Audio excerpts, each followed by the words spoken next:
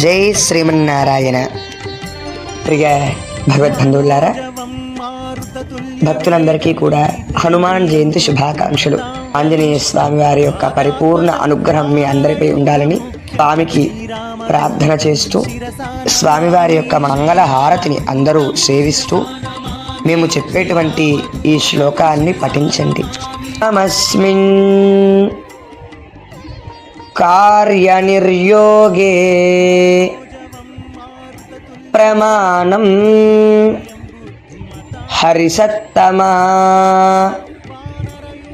హనుమాన్ యత్నమాస్థాయ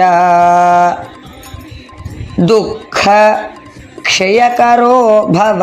ఈ యొక్క తాత్పర్యం మనకి ఏం చెప్తుందంటే, ఓ ఆంజనేయ స్వామి, నన్ను ఈ కష్టాల నుంచి కాపాడడానికి మీరే దిక్కు.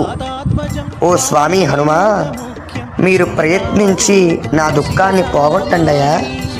మీ యొక్క అనుగ్రహంతో నా దుఃఖం క్షీణించిపోతుంది అని ఈ శ్లోకం యొక్క తాత్పర్యం. వాల్మీకి రామాయణం సుందరకాండలో సాక్షాత్ సీతాదేవి పలికిన ఈ శ్లోకం అత్యంత శక్తిమైనది.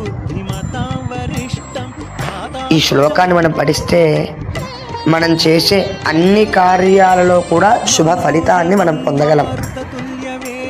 ఈ విశేషమైన శ్లోకాన్ని మీ అందరూ పఠించి స్వామి యొక్క పరిపూర్ణ అనుగ్రహాన్ని పొందండి. మరొక్క పర్యాయం భక్తుల